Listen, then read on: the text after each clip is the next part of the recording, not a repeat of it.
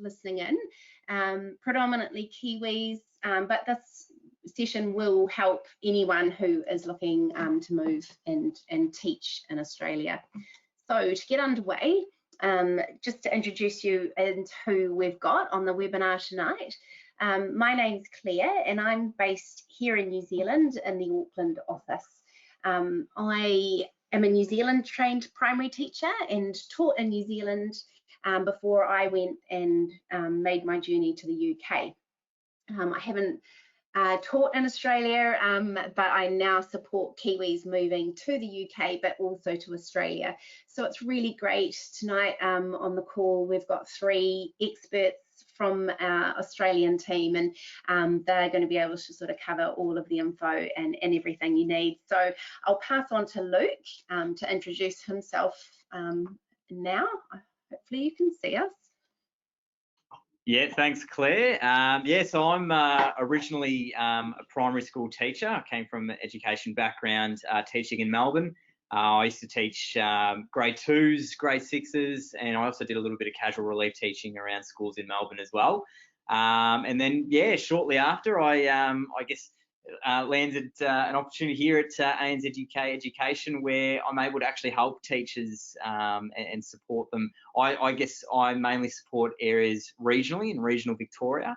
So I guess, yeah, not Melbourne, I guess further outside that bracket, but yeah, supporting them in all of their methods and the schools as well, independent and some government schools too. Awesome, cheers Luke. Hello everyone, I'm Rob. I've been working at ANZUK for almost 9 years now, following a 2-year stint in the UK teaching maths in the southwest in a place called Bristol. And sort of fell into this job, but absolutely loved it. And I worked in the CRT team for 8 years, so supporting teachers with casual relief or supply teaching across the southeast of Melbourne. And over the last year, I've been doing more work with the independent and Catholic schools, placing teachers and leaders into like year level coordinator and head of teaching and learning type roles. And that's me. I'll pass over to Chloe.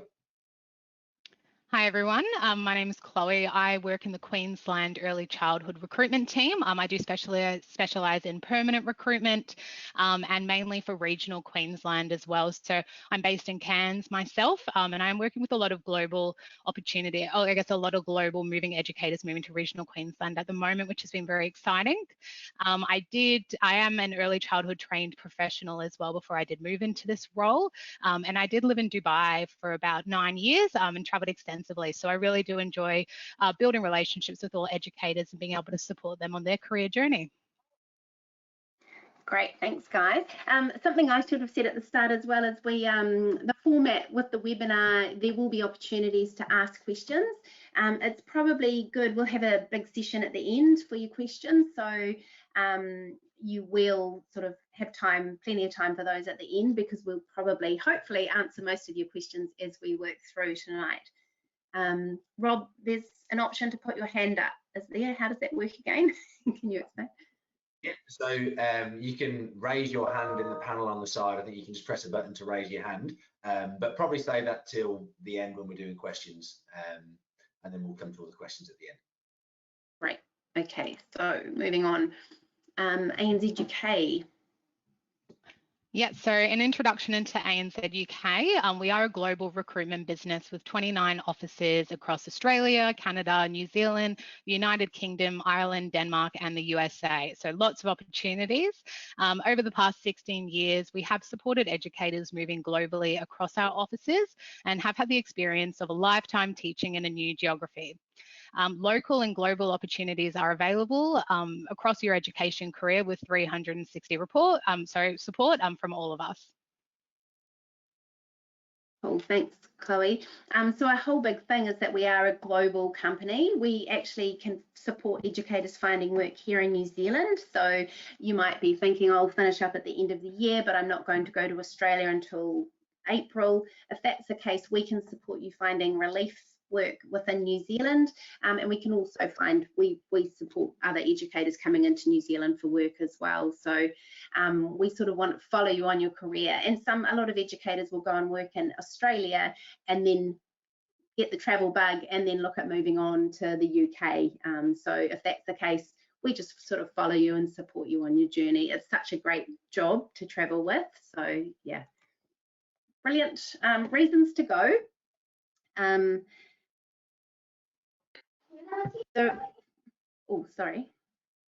Reasons to go for Australia. A lot of people get to a point where they're ready for something different. You might be 3, 4, 5 years into your career and it's time for a change, and it's a new challenge. There's more opportunities for you across Australia, and also financially it's also a really great move. Generally across the board, salaries in Australia are about 30% higher than New Zealand, so that's often a bit of a driving factor for a lot of people to head over to Australia. Other reasons are we'll often have new grads in the South Island who it's pretty tricky to find a role there. Australia, as you'll soon hear from the team over there, there's lots of opportunities. They're short of teachers, and there's plenty of work over there for new grads as well. So generally though, doing anything, picking up your life and moving to a new country is really putting yourself outside your comfort zone, and doing that at some point in your life is a really good thing to do.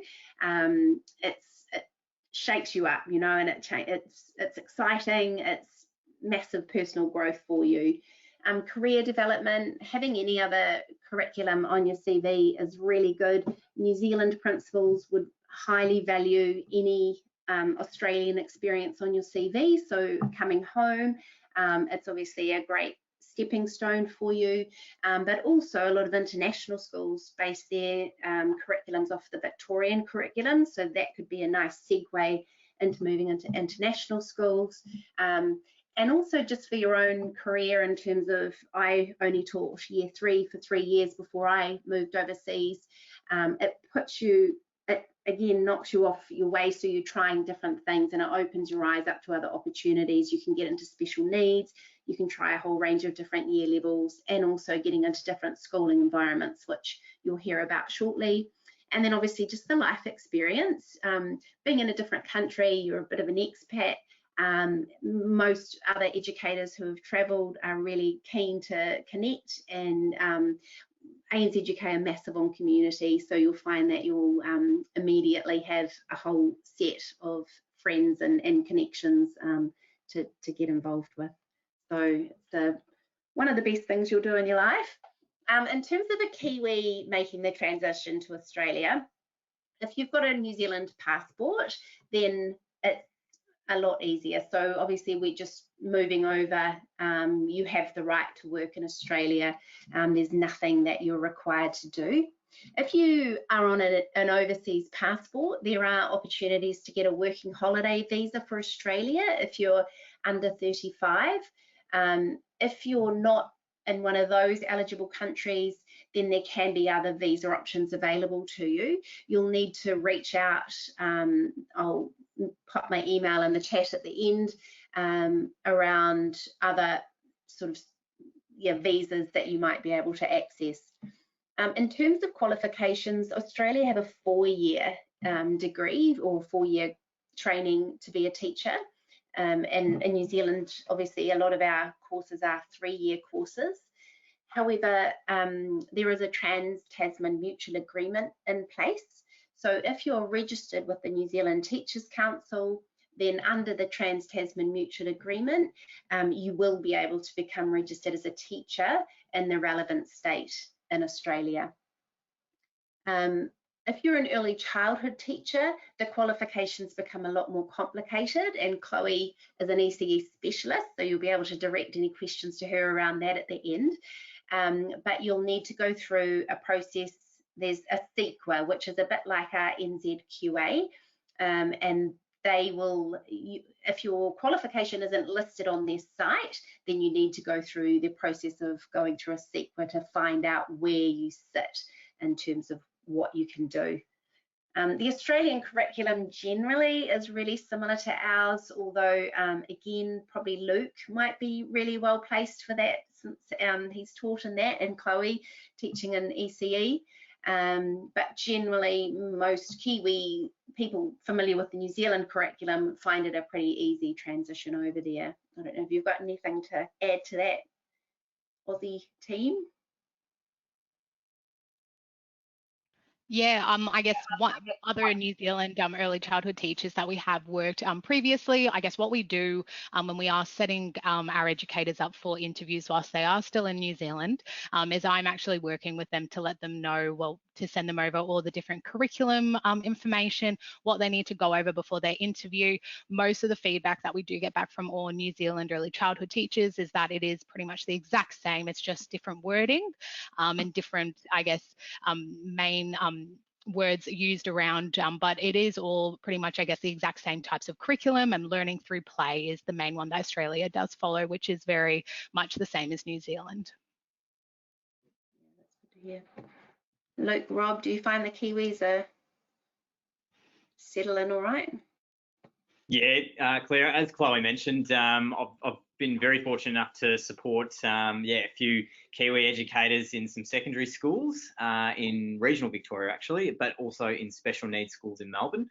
And yeah, we always go through, I guess when I work with them, I tend to run the curriculum past them just so they are aware of it and they can have a quick look on the Victorian curriculum website.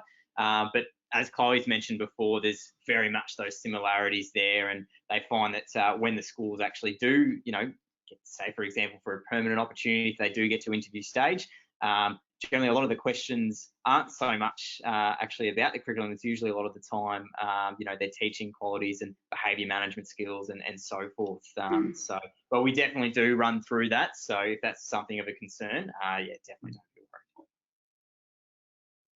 That's great. Yep. Thanks, team. Okay, locations where you can teach.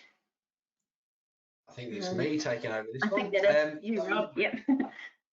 We've got a few different locations in Australia, but we offer different services in each one, just mainly down to, I guess, how long we've been in each state and how established we are. So over in the future, I imagine we'll offer everything in each state. But just for now, basically in Victoria, we have 3 offices. So we've got one in the Melbourne, 2 in the CBD and 1 out in Geelong.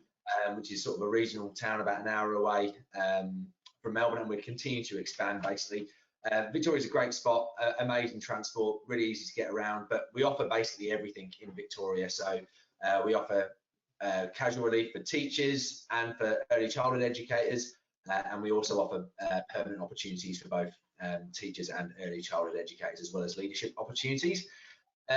New South Wales, so we've got 1 office in Sydney, which is right in the CBD, and again we basically have all our offerings there. So again, if you're looking to do casual relief teaching work or permanent teaching work, Sydney, we've got opportunities across New South Wales and lots of regional areas as well, and the early childhood offerings there are exactly the same. So if you're looking to do casual early childhood or permanent work, you can have those opportunities there. Queensland's slightly different. In Queensland, we have a couple of offices, 1 in Brisbane, 1 in Cairns. We mainly only offer casual work for early childhood in Queensland, so lots of opportunities there. But if you're looking to do casual teaching in Queensland, it's a bit of a different model. They have something called Tracer, which is a government thing that you have to sign up to, and basically that's how the system all works. But we do offer permanent opportunities for teachers and early childhood educators in Queensland. I think there's lots of. I think that's what Chloe's main role is up in Queensland, is offering early childhood permanent work. In the ACT, so in Canberra, the Australian Capital Territory, I think that stands for, that's we only offer early childhood work opportunities there at the moment. Again, casual work and permanent work. And going over to Western Australia in Perth, again, very much early childhood at the moment. We've just set that office up, offering casual work and permanent work for early childhood educators, but likely to move into teaching opportunities in the near future. So at the moment, most established are very much Queensland, New South Wales and Victoria, but certainly expanding and growing in the other areas as well. Awesome. Thanks, Rob. Okay, VIT, Luke. Hey, can you guys hear me? Because I seem to be freezing up a bit. Fantastic, awesome. Yep, so VIT. So we're very lucky in Victoria. This is something that can be done before you actually arrive in the state. So generally, it can vary in terms of duration. If you're looking to come down and start applying for, you know, opportunities that were, say, term one, I'd be encouraging you to I guess, start that application process, because it can vary between 2 to 6 weeks. There is obviously an initial cost there. It ranges at around $167. Now, with obviously the VIT, there's, I guess, some of the steps that are involved. Usually you just need to make sure that you've got your, I guess, a transcript ready, a police check, updated police checks, and I guess following the remaining prompts. And usually there's someone from the VIT, a consultant there, that will be able to run you through the way. But a lot of it is done via online, which you'll be able to see a link below that's just in that slide there. And yeah, I guess the beautiful thing is, because of the mutual recognition that we have, you know, there isn't any barriers with applying for a VIT if you're already, you know, a citizen. So essentially you can, sign up for that VIT. You won't need to get, once you have a VIT, you've already got what's known as a working with children's check, essentially, of what we call it in Victoria, which covers, both brackets. So it's a bit of a lengthy process in terms of the wait. So it can be a bit of a journey there. But once you've got that VIT, essentially you're able to teach, you know, whether it's if you're early childhood, you'll have a early childhood VIT, but if you're a secondary or primary teacher, will just have a normal VIT. If you're still a graduate, and you'd more than likely be known as provisional. And then if you're looking to get your full registration, generally this is a lot easier to do if you're teaching in a school full time. It can be done as a CIT, I believe, if you're working consistently at schools or at the same school. But it's just I guess a bit of an assessment that takes place to get your full registration of your VIT. I don't know if I've missed anything there, team, so feel free to chip in there if I have. No, that's really good to know, because a few people ask that around, because you can go over as a new grad, and then you can register with the VIT. I thought that you had to teach for a year to gain your VIT, but then someone asked, and I was looking today, and it seemed that it said 80 days or something. Is that right? So it was a bit easier than... I'm remembering back to when I was teaching as well, and if I, just after leaving university and getting a job in a school, basically you can go for your VIT that year, but it would probably more than likely be done in the second half of the year. I could be wrong, Rob.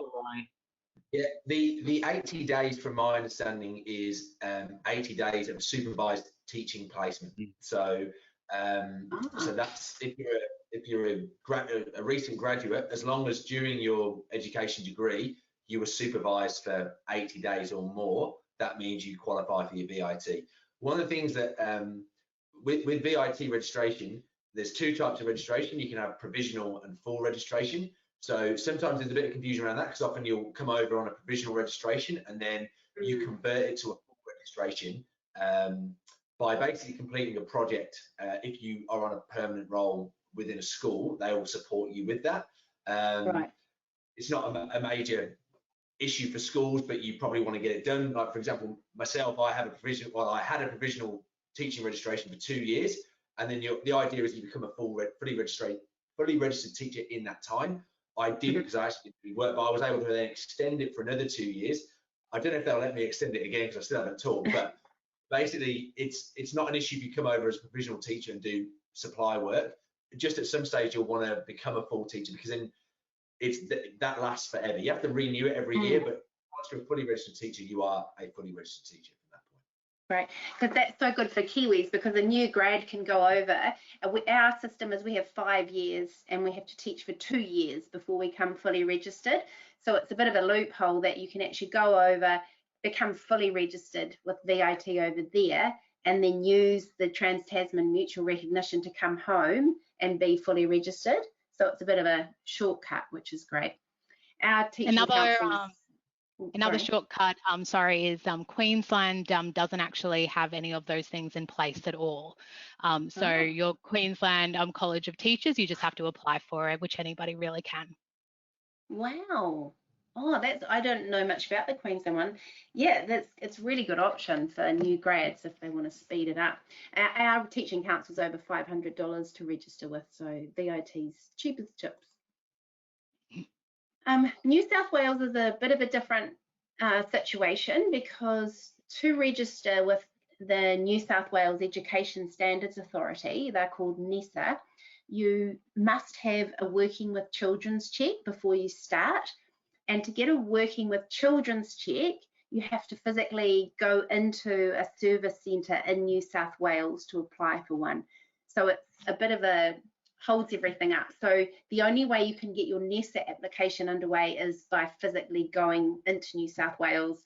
So what people do is just get that process started as soon as they land. And that can take anywhere from 2 to 5 days. At $80, and then you can start your NESA registration, which is an online application. That takes anywhere from 2 to 4 weeks. It's $100 a year. Once you have that, you're then allowed to teach in independent schools, and we do have quite a few of those on our books in Sydney. You may find that that might be enough. You might be getting enough work casually, or obviously if you're going to perm role, to leave it at that. But otherwise, you can then register with the Department of Education, and that's another 5 days, and that lets you teach in the state school system as well. So that's the process for New South Wales. We also have a guide for that on our blog as well, so you can find that under the ANZUK blog. Obviously, each state has their own registration body. Chloe just mentioned Queensland College of Teachers. It sounds like that's a pretty straightforward one to do then, Chloe. Yeah, it is a lot easier. I guess I can't speak as much for primary school and high school. I'm aware it is a lot easier than New South Wales and Victoria, though as an early childhood educator, as an early childhood educator, you don't need your Queensland College of Teachers to work as a teacher, wherefore in New South Wales and Victoria, for you to work as an early childhood teacher, you still need to be hitting those points of the New South Wales sorry, I can't remember the NESA and the VIT in both of those states. Wherefore, in Queensland, as an early childhood teacher, you do not need to apply for your Queensland College of Teachers unless you are going and working in a primary school or a high school. Okay. You can apply for it though, and it is quite straightforward, and it is quite cheap as well if you ever want to work in a primary school. Okay, great. Yeah, there's sort of no way around that sort of registering with those state bodies. Rob, I think we've had you down for this one. So basically, if you're looking to move over to Australia, there's 2 types of work options that we spoke about earlier with the different states, but still got 2 options really: CRT, or supply teaching, or substitute teaching, however you want to call it, which is like day-to-day relief, or permanent contracts. I think Chloe's going to touch on the early childhood opportunities in this area on the next slide, so I'm just going to purely focus on teaching here.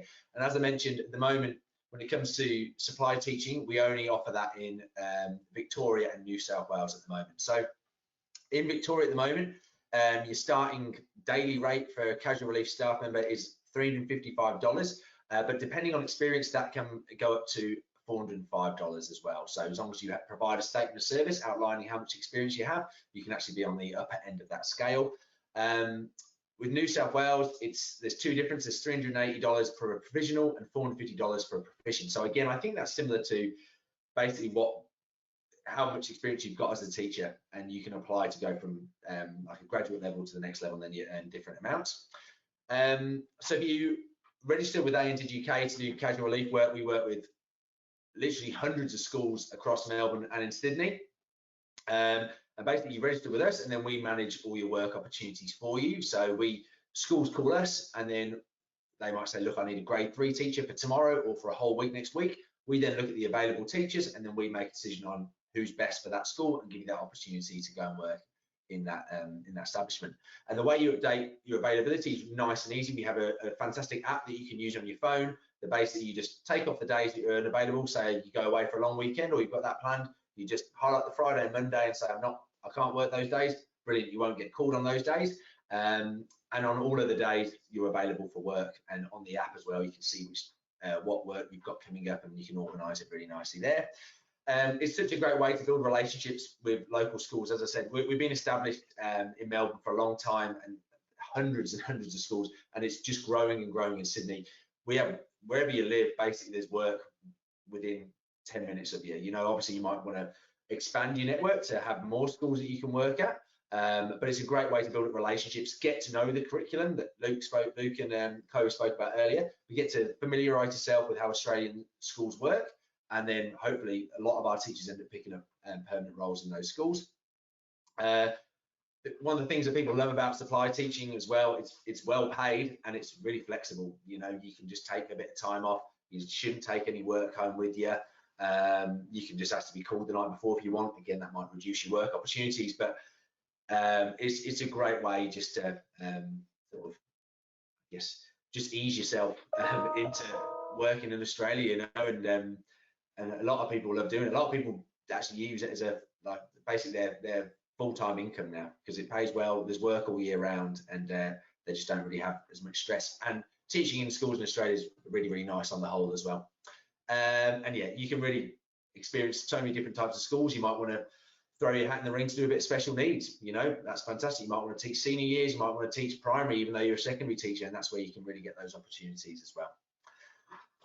When it comes to permanent contracts, so this is an employment contract direct with the school. So again, that's where we can support you. We do a lot of work with the government schools, but myself and Luke, mainly we work with the independent schools and Catholic schools in Victoria, and that's the same in New South Wales. And basically, schools come to us asking for support. They might need a maths teacher for 2023, and then we will be in contact with you or other teachers who teach maths, and we'll put you forward after you've agreed that that's a role you want to go for, really. Some people love that type of role because, again, it's paid through the holidays. It goes towards your experience. You know, it's great on your CV if you're applying for roles in the future. You know where you're going every single day. You don't have that. Sometimes people have a bit of anxiety of which school am I going to today when you're doing casual. Again, with your career development, if you're looking to go into leadership further down the line, you're more likely to get a head of department role if you've been teaching maths for a number of years rather than doing casual relief teaching.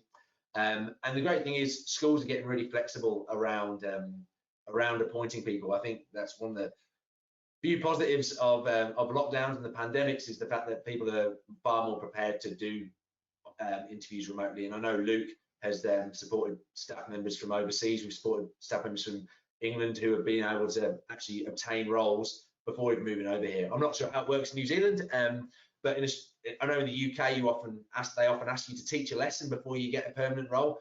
Here, that's very rare. They're more than happy just to make a call on an interview.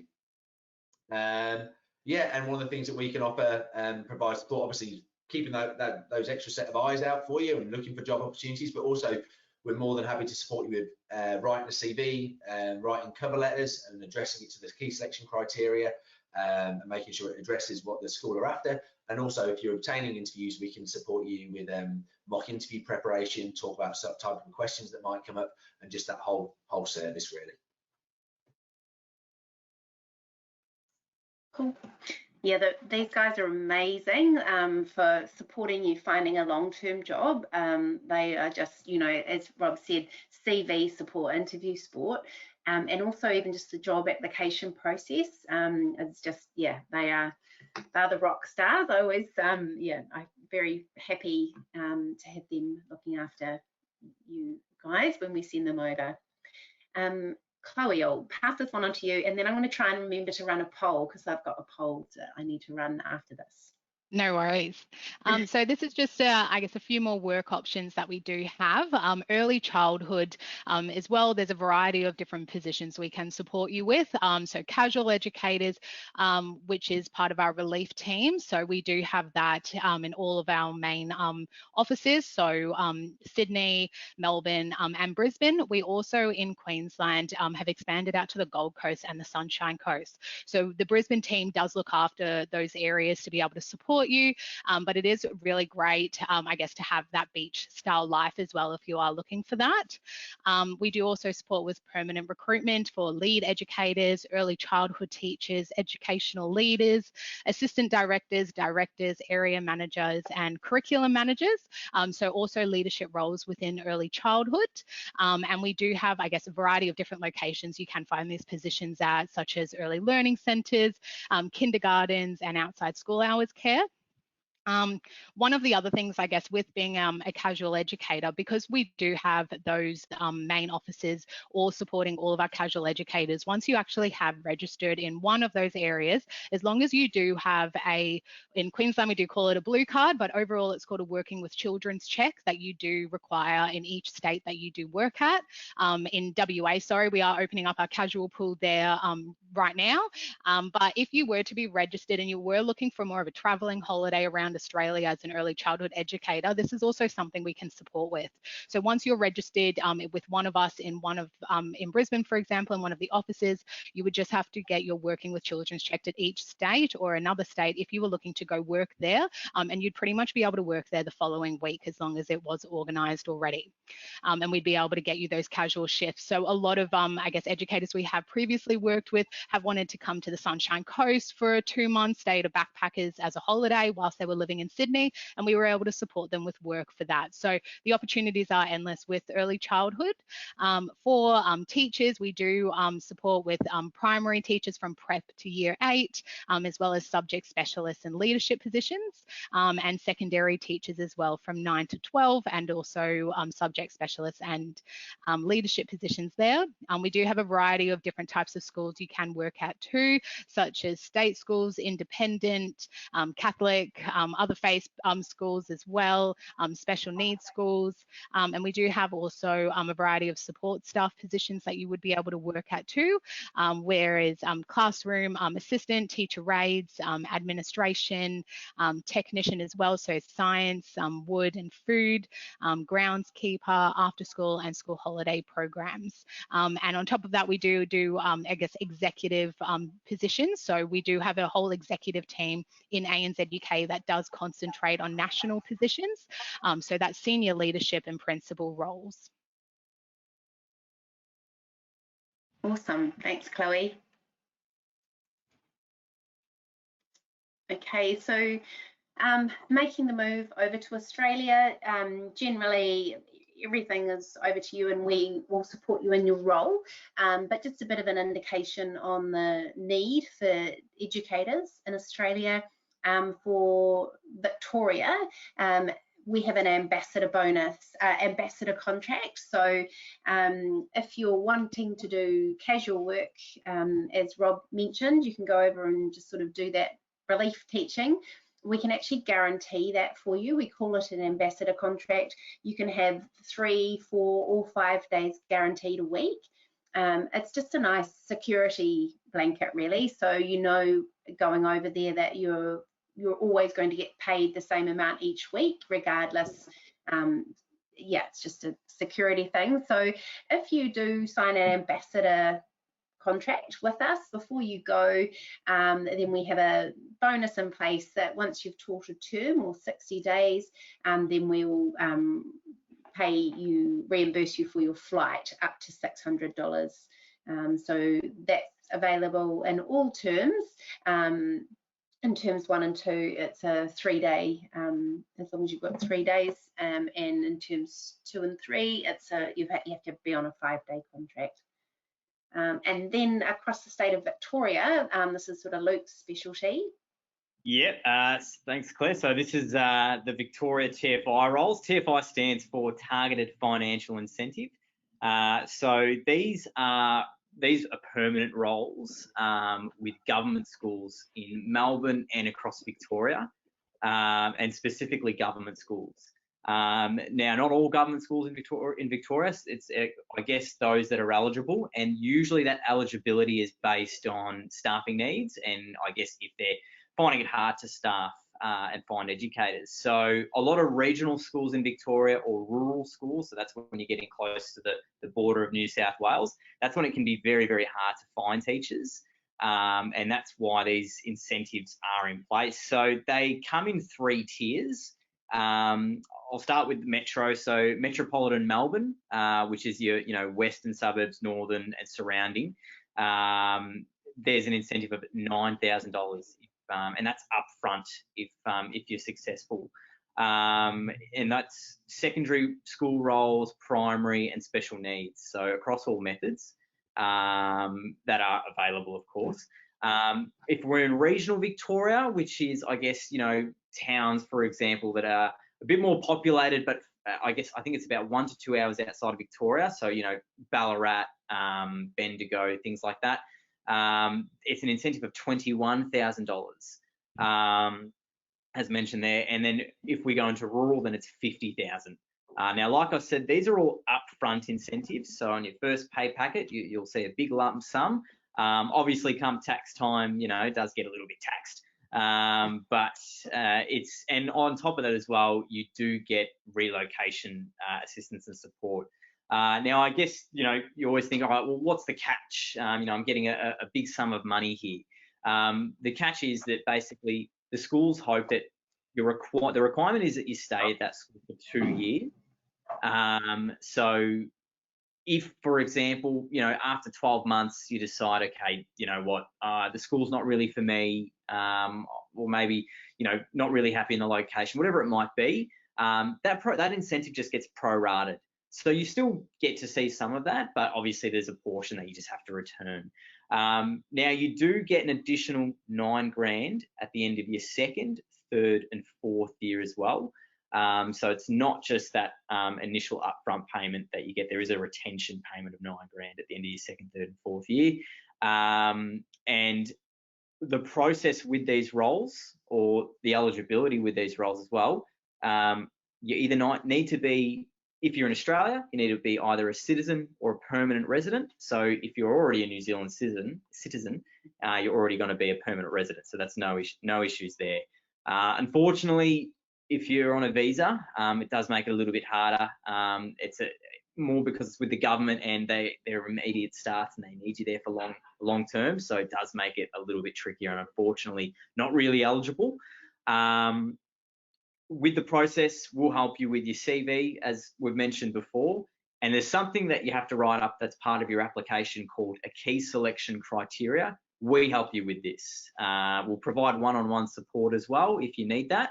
And it's essentially basically like your application as to, how you demonstrate certain teaching abilities and why you're, I guess, suitable for that role, and then which follows up with an interview. A lot of the times these roles generally are ongoing roles right from the start, but those that are listed as contract, say it's a 2-year or 3-year contract, the Department of Education, because it is through a department, the Department of Education usually contact that school and say, oh, we noticed John's working at a school, the TFI school in Ballarat. They'll contact that school and say, all right, can we get them to ongoing after your first 12 months of being there? So they're great incentives. Like I said, the reason that they're there is because they're finding it very hard to staff teachers.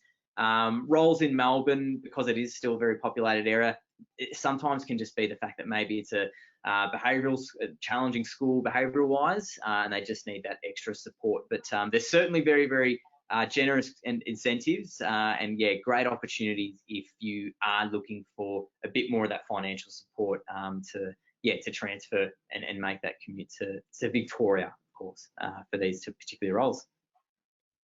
Awesome, thanks, Luke. They are amazing incentives, and they're open to new grads sometimes too, aren't they, Luke? It's open to all educators, so I should have mentioned that. So it doesn't matter if you're a graduate or a teacher with many years experience. Sometimes there are going to be advertisements that are graduate specific, but a lot of the time, if you're a graduate, you can still apply. If you're an experienced educator, you can still apply. With these particular roles, you go through a portal that I probably should have mentioned. You go through a portal called Recruitment Online. We, as an agency, we don't have the connection with the schools because they go through this government portal, but our tender with the Department of Education allows us to advertise for the roles, support educators with the roles, and then, yeah, hopefully I've placed a couple of teachers from New Zealand that have come come over and come through the TFI, and they were both at special needs schools in Melbourne. And yeah, very strong today. Yeah, we had a couple go over, I think, through with Freya, placed them, and they were a couple, and he was a new grad. He'd only just graduated, and she'd been teaching for a couple of years, and they went right on the border, and they both got the 50,000. Yeah, and they had a couple of kids, and yeah, it was really good. I believe it was at the same school as well. Yeah, it was quite a small school. So when Luke's talking about Shepparton and Bendigo, if you're not familiar with them, they're similar to sort of like a Palmerston North or an Invercargill kind of situation. So not tiny places, you know, there's a Bunnings warehouse, and yeah. Just have a question from Olivia, who's asked, do you need to apply for those bonuses, or are they basically automatic once you start your contract? Yeah, so you don't actually apply for the bonus. So what you're actually doing when you go on to a particular website, and again, if these are roles that educators are interested in, you know, at the very end, obviously we'll connect with you at some point.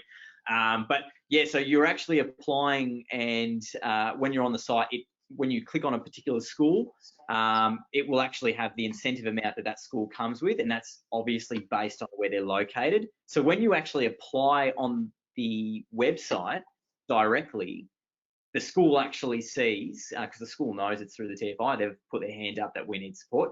And when they apply, if they see, okay, this educator's applied through one of the TFI advertisements for our school. So if they're successful, they'll get that incentive. So you're not actually needing to do further applications or further, you know, applying at all. It's just, yeah, applying for those specific roles that are advertised. Hopefully that answers that question. Thanks, Rob.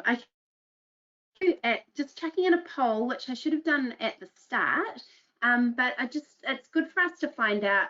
We should have found this out at the start. It should have popped up on your screen now. What kind of educator are you, just so we know who we've got on the call. And it looks like predominantly primary, secondary, but we do have some ECE, Chloe, which is great. No classroom support and no special needs. Oh, yep, we've got some special needs as well. Okay, thank you. That's really helpful. Some people are still just over half primary teachers though. Fantastic. We probably should have popped that one in at the start. And I'm just before we move on, I'll actually just run another one, because again, this is helpful for us. What state are you interested in? I should have ran this one after we talked about our locations, but just which areas attract you, or you may have family or friends in one of these places and you're sort of, right. So we've got over 60% for Victoria at the moment, and the rest New South Wales and Queensland. Great. Thank you. All right. I think that seemed to work. Okay, good. So we've got predominantly Victorian and predominantly primary, but a good bit of mix of New South Wales and Queensland as well. A big part of ANZ UK, our values are be great, and we are all about providing our educators with an exceptional experience. And a big part of that is making sure that they feel part of a community. So events is one way that we create that for our educators. We have pre-departure events. So in New Zealand, predominantly Auckland, Wellington, Christchurch, we'll have 3 times a year a catch up, so trying to get our educators together. Some people might be going to the UK and some might be going to Australia, but everyone's like-minded, and it's a great chance to connect that way. We've got a really active Facebook group. If you're not on there already, jump on Facebook and look for educators moving to Australia. There's over 800 people on that group. It's really active. And people are posting questions about VAT and all sorts of things. So we've got Canadians and Irish and British educators on that group as well. But yeah, that's a really good community to be part of. And then once you land in Australia, so lots going on across all of our offices. We had an educator event in Melbourne last month, and we had over 120 educators attending that. So that was a massive night. But there's all sorts of events. We run PD across all of the offices as well. There's book clubs, there's sports teams, and so we really want you to be part of the ANZUK community. Not sure whether you guys have been to any of those events lately. Yeah, the one in Melbourne, the International Educator event, was absolutely brilliant. There were like, I think someone went about to go skydiving. Yes, amazing atmosphere, and yeah, always have been fantastic events over the years. I love them, absolutely. Yeah, so definitely something to be across. You know, jump into that Facebook group now if you can. Right, finding somewhere to live, just good to cover this. It's something that a lot of people ask at this stage. So Rob, on the ground. Yeah, cool. So yeah, obviously I had to do this a few years ago, try and find somewhere to live. But yeah, it's probably, depends on what you're looking to do. If you pick up a contract before you come over, obviously you probably want to be looking nearby to that area where you're going to be living. But if you're just coming over for casual relief teaching work, it might be best just to organise some temporary accommodation just for a couple of weeks before finding somewhere to live. So this is going to be very Victoria based, because that's sort of what I know a lot more about. But yeah, renting's a great way. There's websites such as flatmates.com.au. I think it might be called Fairy Floss, is another website that you can go on. Yeah. Is really, it's literally the next point on the slide. So yeah, there it is. So that's a great way that you can find people to move in with. We've got a Facebook group called Educators Moving to Oz, which you can even message people there. I remember actually a different event, but we had an event for teachers moving to the UK, and there were 4 girls that didn't know each other that all came to that event, and they all ended up getting a house in London and all moved in together, which was great. So you might even meet someone at one of the events in New Zealand. But that's probably a great way to do it. If you are living in Melbourne and you're doing supply teaching, and for example, you might not have a car to start off with, just a couple of really good areas to live are probably around the Richmond area and the North Melbourne area, or anywhere centrally, just because Richmond and North Melbourne, all the trains go through those stations basically. So if you go to the east or south, every train goes through Richmond, and then you've also got loads of trams, and it's an awesome spot as well. And North Melbourne, every train to the north and the west basically goes through North Melbourne as well. So again, you just open yourself up to way more opportunities if you're doing supply teaching and you're not planning on getting a car. Getting around, public transport's great in both Metro Sydney and Melbourne. Bike's really, really good as well. But in terms of, again, if you're looking for contracts and whatnot, you probably want to get yourself a car, and just gives you a bit more flexibility. Chloe, you might be best to chat about Queensland. That's all right. Yes, so I guess I would recommend the same if you are just moving over to Brisbane, to start off looking at hostels or sublets or Airbnbs until you have figured out where you would like to live. Our public transport system in Brisbane is not as great as Melbourne and Sydney, just because I guess what people do say about Brisbane is like we're a big country town. Compared to Sydney and Melbourne, but Brisbane is really fantastic, you know, and it is really close to the water with both beaches. We've got lots of islands around us too. I guess it is a lot smaller, so you're not having to travel as far as you would do in Melbourne and Sydney doing relief work. But in saying that as well, we are going through a housing crisis in Australia, if everybody is aware. So just being aware, I guess, of those areas that you are wanting to move to as well. If you are looking regional, there isn't, I guess, as many housing opportunities available at the moment. So that would be something to consider as well before you do move over.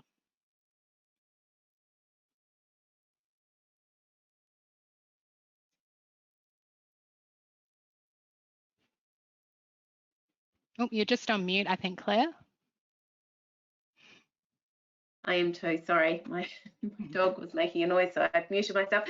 We've also got area guides. So if you look under our blog, really in-depth area guides that go through all the different suburbs and has all the links and ideas as well. And just this website here, movingtoaustralia.co.nz, is really useful. She's amazing. There's just everything you need to know on that website as well. So definitely recommend jumping on there. Okay, just winding up, Chloe. Yes, so we do have a lot of educator experience videos online if you would like to have a look at the different experiences, I guess, that lots of our educators have been through. I did want to, I guess, have a chat about one New Zealand early childhood teacher that has recently actually is starting in her new position on Monday, which is very exciting. But it did start with Claire working with a lovely lady named Mahini in New Zealand. And for Mahini just reaching out, wanting to have a chat about what type of opportunities would be available in Queensland and in Australia in general. So Claire did reach out to me, let me know about Mahini's plans after building that relationship with her, finding out what she was really looking for. And then from there, Mahini and I then had a video call where we chatted more in depth about what she was looking for. I was then able to chat about different opportunities that we are working with in Australia. We did interview preparation together. We did a lot of different, I guess, talking about different curriculum. We had a lot of different meetings as well before we did settle on 2 different schools or early childhood centres that we thought she would be perfect for. Mahini was looking for a regional experience as well, so something different and wanting to, I guess, branch out and experience something new. So Mahini actually did receive 2 offers whilst interviewing in New Zealand. One of them she did accept. They then also paid up to $5,000 for her relocation to Brisbane, where she organised then her blue card, her first aid, her CPR, all the other requirements that she needed. And then from there, they also are able to help her with $700 a fortnight for her living allowance, $2,000 on commencement for her moving out regional, as well as she's actually living with the director of the centre at the moment for the first 3 weeks while she actually gets to go out and see different houses in the area. So they've been very, very accommodating to make sure she feels included and feels valued as well. And when Mahini did arrive in Brisbane, I took her out for a coffee as well to celebrate and to thank her for partnering with ANZUK. So these are, I guess, the type of experiences that we can support you with. Great story, Chloe. I didn't know she was living with the director or staying with the director for the start. That's so cool. Yeah. So they didn't want her to choose a place without her being there. So they said, why don't you just come and stay in my spare room until you found somewhere? Oh, so good. That's regional, isn't it? That sort of you hear rid of yeah, one of those. So yeah, just quickly on the sort of the process from here and how it works. Yeah. So we're very lucky, I guess, that we've got so many on board and are able to support educators on the ground. And I guess if you're living in New Zealand at the moment, the process is very, I guess, which we make it straightforward, I think, which is fantastic. The initial contact is, I guess, whether you're registering through our website and putting through the categories of what you're interested in. You might be very lucky to speak to Claire on the ground and make that initial contact, and then I guess from there one of our global consultants will reach out to you, stay in touch, see what you're actually looking for, so then at least whilst those consultants in Australia, like myself, Chloe and Rob, we're able to get tagged in educators like yourself, say, okay, this person's going to be coming down.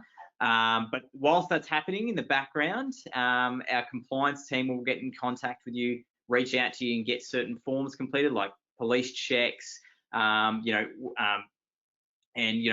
discussing, I guess, those registrations, things like that with you, just to make sure that it's all above board. And then following that, once that registration's done, I guess, following that, you get your bookings and your flights all sorted, which goes through a system that we can see as well. So we know, all right, in fact, one of the, I think it's basically fortnightly meetings that we have with Claire is we get to see all the educators that are coming down from, say, New Zealand, say this person's going to be coming down at this time. So that makes us able to reach out to you guys directly. And start those conversations. And once you're cleared for work and you're in Australia and you've had everything completed, all the paperwork's done, you're pretty much ready to go. And yeah, we'll get you essentially in the classroom, whether that's casual relief teaching, whether that's in independent schools that we work with, or government schools, or early childhood. So it's a pretty straightforward process that we run with you and essentially hold your hand through the entire way. I guess I don't get to see the entire process. I'm, I guess, part of only a certain section of it. So I don't know if I've missed anything there, team, but feel free to add anything in. No, that's great. Yeah, the whole idea is that you're fully sorted. So when you do land, if you wanted to, you could the next day head out to your first day school. It's not something that we encourage. We try and get you to come into the office and meet the team, but it means you're fully ready to teach and you're not having to try and do any other bits and pieces of paperwork when you land. Okay, so just as a recap, ANZUK, I think really the big thing for me that I'm really proud about ANZUK is you will have noticed all of us have actually been in the classroom. We all understand, we've all travelled, everyone sort of understands and having that sort of mutual way of thinking and connection. The support is really authentic, so everyone understands the process that you're going through. Our blog, I've mentioned that a few times, it's amazing. You can jump on there and search any keyword and it's likely that you're going to get some really good resources coming up for that. Visa, anything you look at, you're going to get blogs coming up. So it's huge. There's a lot in there. We've got a learning management system. So once you do partner with us, you'll have access to a full range of online PD courses, which are really valuable. We've got that Facebook group and we've got really in-depth information packs that we sort of feed through to you as you go through the process. The events, that 360 support. So you've got me here on this side, and then obviously an amazing network of support once you land in Australia.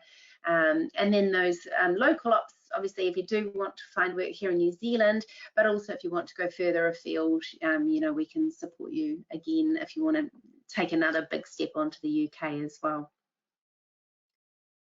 Awesome, Okay. Claire. I thought I'd just add on top of that as well, just around, I guess, the opportunities that we provide, just not only in our team, but teams, I guess, outside of the permanent opportunities. But I guess, yeah, we really do try and hold your hand the entire way through, and we're a free service for educators.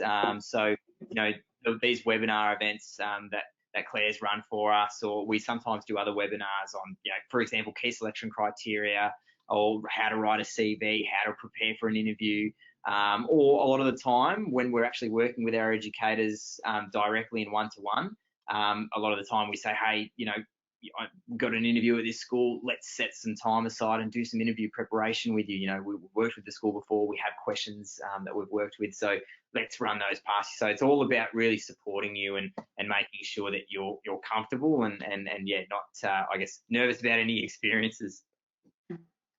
That's a great point, actually, Luke, because it's working with agencies isn't something that Kiwis are familiar with. So we are a free service. So yeah, good point. We charge schools a fee for our services, so we can offer you the free service. Okay, questions. Also, if you do want to take the next step and have that initial call, if you hover over the QR code, it'll bring up a form, web form, and you can jump online and book in a call with me to kick the process off. But questions, Rob, I didn't see the other question. Are you okay doing the chat? I couldn't see the other chat. Yeah, I've been trying to answer some questions as we've been going. Have you? Thank you. Yeah, just right. I can't see them for some reason. There's a few. Well, this one, first of all, Chloe, I think this one will be for you. This is from Esther Brack, and she says she's a fully registered teacher in New Zealand and have 10 years work experience with children and qualifications already recognised by a CEQA. So what next, and what's the pay rate? So what is that? Are you able to answer that? Is that for working in Queensland, sorry, or early childhood teacher, 4 years experience? It doesn't Is that what you specifically said? say. Oh, Sorry, so I guess in Australia for all early childhood teachers, we do have, there used to be 15 levels of different awards. Just this year, we have confined it to 5 awards. This is an ANZ UK, this is the Fair Work Australia government that has these awards in place to ensure that everybody is paid a minimum of these awards based on their experience. Like Claire did mention earlier, early childhood is actually a little bit more difficult to come into in Australia. For your ASIQA, you do need to have that assessed. Usually, anybody with a New Zealand degree for an early childhood teacher, it does come over Australia. We don't have a mutual recognition, but because the degrees are so similar, they do normally always come across, or you can go on ASIQA and search the NQF, which is the National Quality Framework, and you can check if your qualification has been checked by the National Quality Framework, which means it's NQF approved. So once you do that, the reason being is somebody might have already had that exact degree assessed who have recently relocated from New Zealand to Australia, so you wouldn't have to go through that process as long as that person did have the same degree as you around those same years as well, where the course had not changed. So it is only... Yeah. So it is quite easy to be able to find out. Most New Zealand teachers these days, they've said that once they've gone online, they've already found their degree there, just because it is, I guess, very common for early childhood teachers from New Zealand to come over to Australia. So I guess once you do have a conversation to us, we would then, I guess, have a look at your experience, have a look at your full-time working history, and be able to let you know what award we believe that you would be able to go on. What they do normally say as a rule of thumb is for you to move up an award, each award is for about 3 years. You are on that for working full-time. So I hope that helps. Awesome, thanks, Chloe. I had a couple of questions about when to come over. This question from Ed Wandy, he was like, is the best time to start your journey term 1, or are there options for term 2? If you're wanting to go regional, if you're doing casual work, basically any time of the year, probably term 2 is better. But in terms of the TFI opportunities, like the target financial incentive opportunities, Luke, most of those would start in term 1, wouldn't they? There's usually a couple of rollouts. So we've already had a big rollout so far for roles next year. And then normally there might be another one, sort of the middle of the year. But look, generally, I'd say the start of the year is always the main one. Yeah. That's not to say that there aren't roles that do pop up in the middle of the year as well, especially if the incentive rolls over into another tender for the following year. Yeah, I mean, the TFI, like in terms of, actually sometimes if you start in term 2 and you're looking for a contract, you're actually in a better position because there's less people applying for those roles at that time. So because you have long service leave, people going away for a whole term, or someone becomes ill, you're in a great position there because there's less competition for those roles. Karen's asked around, are there opportunities for the more mature teacher in Victoria? Looking at the Mornington area, absolutely, as long as you're strong at what you do. Claire mentioned it earlier, there's a teacher shortage here, you know, and a lot of schools just look for the best person. So, and we work with lots of schools down Mornington Peninsula, such as Toorak College, Peninsula Grammar, John Paul College, lots and lots of opportunities down there. Michaela Carroll's asked if kids can attend any school. I mean, a lot of the independent schools will offer staff discounts to students of staff members, sometimes 33% up to 50%. So yeah, that's normally not an issue whatsoever. I think they're most of the questions answered. That person's gone. There's another one. Chloe, what are the opportunities for permanent jobs for someone holding a New Zealand ECE diploma? Yep. So as a early childhood diploma in New Zealand, if that was to come across as a early childhood diploma in Australia, you will still need to get that ASIQA assessed, or you can go onto their website to see if it has already been assessed. So sorry, what was the question, Rob? What opportunities can they work in? Yeah, are there lots of work opportunities for someone with an ECE diploma in New Zealand? Yeah, so sorry. So as an ECU diploma qualified educator, you can't move into an early childhood teacher's position, which is that higher salary, though what you can work as is a lead educator of one of the rooms. So in Australia, it is a little bit different to New Zealand. So I am aware in New Zealand, you need 80% of early childhood teachers to be degree qualified in each centre. In Australia, you only need 2 bachelor qualified early childhood teachers in each centre. Everybody else is diploma qualified or Cert 3 qualified. If they're diploma qualified, they are working as the lead educator, doing the programming and the planning for all of the children in the nursery age, the toddlers room, or the pre-kindy room. Wherefore, the early childhood teacher who's degree qualified is working in that kindergarten room, getting the children school ready to move into preschool the following year, or prep, and then grade 1, so into that primary school age. So as a diploma qualified educator as well, you can work as a lead educator in all those rooms. Another avenue you can go into if you have any leadership experience or curriculum experience is you can move into an educational leader position, which means that you're supporting all of the program and the curriculum for the entire school and for the centre. So you don't need to be bachelor qualified to move into that role, though you do need to be already experienced in a similar role, or you can come to Australia, gain experience and move into a role like that.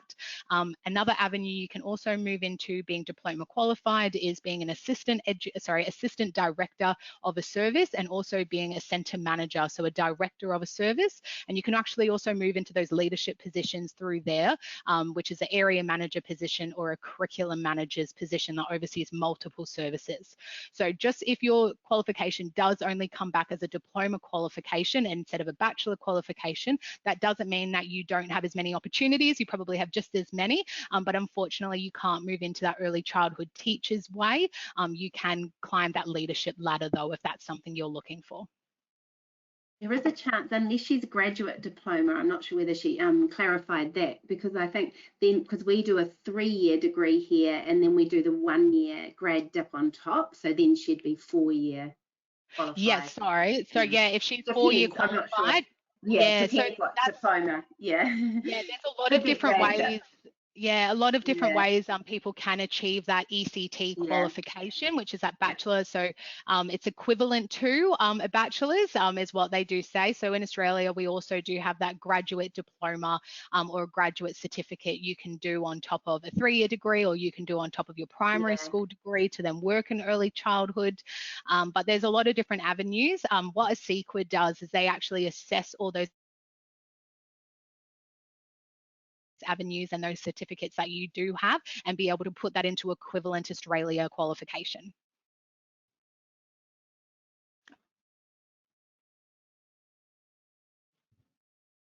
Awesome, cool. I think we've got one last question, I think, here. From Vishala, which is about, does the award system work the same in primary in terms of if you're teaching, like how many years teaching experience you have, does that transfer over? Almost every single time, yeah. If you're 10 years experience, you would transfer over to a 10 years experience teacher as well. We have also put in the chat, I've added mine, Luke's and Chloe's email addresses. So if you have any other questions that haven't been answered today, obviously you've got Claire's as well, but feel free just to email us and we can, after this, and we can start a conversation. Fantastic. Thank you so much, Rob, for putting them in there. I should have put them in this in our slide. Callum does want to ask a couple of questions, if you're happy to do that before we go. If he's still there, is that okay? That's me. Yeah. If anyone else wants to jump off the call now, feel free. I'm afraid, sorry as well. Oh, you've got to go? Yeah, okay. See you, Rob. Thank you. Anyone else sitting on the call, thank you so much for joining us. We'll sort of stay on for any other questions, but I will follow up also with an email out to you in the next day or so. And yeah, we look forward to keeping in touch with you. Can anyone else see the chats? Luke, can you see them? I can't seem to see the questions. Yep, Callum, you had a question, mate? Oh. Hello, can you hear me, or am I a bit quiet? Oh, brilliant. Loud and clear. Okay, Awesome. lovely. I've got a few questions. Hold on, let me just pop them back up. Because I remember, let's see, there was the 80 days of teaching mentioned. So initially, I'm finishing my 3rd year at EIT for my teaching course. And originally the whole idea was do a year of teaching in New Zealand, then a year of teaching in Australia to finalize the degree. But you guys mentioned 80 days instead, so I'm a bit wondering what that is. It sounds appealing, doesn't it? To get there. So I'm just wondering what the 80 days system is. I know Rob was speaking. Rob might have a greater knowledge there, unfortunately. But I think that was around in order to get your full to apply and start the application for your full registration, I believe. So that would have been for observation. So basically, what that was saying is you had to make sure that you had 80 days worth of observation in order to then, when you're in your 1st year of teaching, to go for that full registration straight away. But normally, I'm going to be honest, you wouldn't go for the full registration at the very beginning of term 1 or term 2. Normally, if you were going for full registration, you're going to be doing it around term 3 or term 4, mainly because you want to get to know the kids, you want to build the relationships, you want to know where they're at, and then that way, by that stage, not only one in your case, you'd be able to go for full reg if you wanted to, but 2, you've got a greater data base of those kids that you're working with. But that 80 days, that is for I believe if you're still studying and doing those placement rounds, have to make sure that you've done 80 days worth of observed teaching in order to, once you're teaching, go to apply to full reg. Would I be right in saying that, Chloe? Oh, you're I'm on not mute. too sure, sorry. For that side, yeah. Yeah, it makes sense actually. I was looking at the VIT website as well today, Callum. You can see the 2 pathways, so you can sort of take a look at what the proficiencies are, the requirements to become full. So it's quite good on the VIT website. So if you take a quick look on there, that's the best thing to do in terms of So when it comes to VIT related questions, VIT, contact them. They're usually pretty good in getting in touch with them. There's usually a hotline you can reach out to. They are the best people to reach out to when it comes to anything VIT related. Especially when it's an important one like that. You don't want to sort of make a decision based on that and then it doesn't come off. And Callum, in your case, if you were looking at heading straight over, you'd still want to register with the New Zealand Teachers Council because you're on a 3-year degree, so that you can then use that registration to get over. Okay, so the likely idea would be just to go with my original plan, but double check with VIT and also New Zealand as well, just to make sure it is what I can do. Yes, I have actually got an email from the Teachers Council in New Zealand saying that that is a route that you can take, but good for you to check as well, just to get the latest from confirmation. Thank you. And there was also something, Chloe, you mentioned about there was something specific about Queensland. You said the magic loophole of something, of doing things earlier, about what that was. The Queensland College of Teachers, I'm not completely around this just because we don't need this in early childhood, but I am aware it is a lot easier to get your Queensland College of Teachers, your QCT, than it is to get your VIT or your Sydney one as well. The reason being, as well as the way that they do have I think the assessment process is actually different, and probably what you realised as well from this webinar is each state, even though we are all Australia, we are so different from state to state and from government to government. So Queensland just does do things a little bit differently. What I would recommend doing is jumping onto their website. They do have all of that information there, but I am aware of different teachers from, I guess, like South Africa and places like that where they do come over to Queensland, they can actually easily get their Queensland College of Teachers, wherefore I know in the other states it's a bit more difficult for them to achieve that. Okay, thank you. And oh, just to be sure, so the website you're talking about is just the Victorian Institute of Teaching. So just asking there. That's correct. Yeah. Sweet. Sorry, Thank and you. the Queensland one is Queensland Colleges of Teachers, so your QCT, and that's the website too. So QCT Edu AU, that one? Sorry, www.qct.edu.au. Yep, that's the one. Thank you. No worries. One last question. I actually have another friend as well. It mentions on this that it's recording. Would I be able to send the recording of this to them? Yes, you can, Callum. So once I've got the recording as a link, I'll send it out to you. So absolutely feel free to pass it on to whoever you like. And we've got a referral fee as well. So you get $150 for everyone that you refer. So definitely worthwhile. Yippee! Thank you. But yeah, I think that should be everything. So it's likely not going to change what I had in mind, but there's just those extra precautions is what I need to take in, is what I got from this. Have it Sweet. in writing. Yeah. Well, thank you so much. That's pretty much everything. So see you guys. I'll pop on out. No worries Thanks at for all. joining us, Callum. Bye. Thank you. Bye. Can you see any other questions, Luke?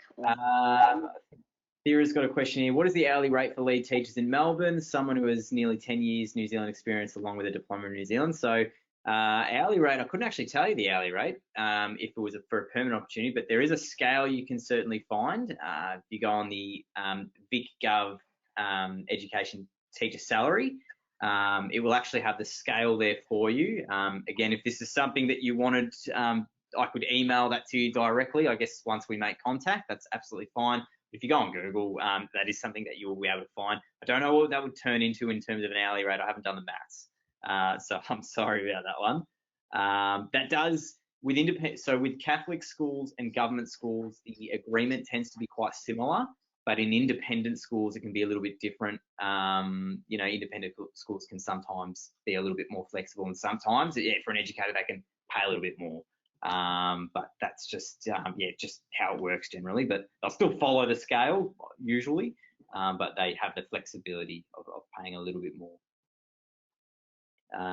There's actually a lot of questions here that I don't know if we'll be able to get all I just of them. saw them too. I've just found them. Sorry. Yes, perhaps look, we could.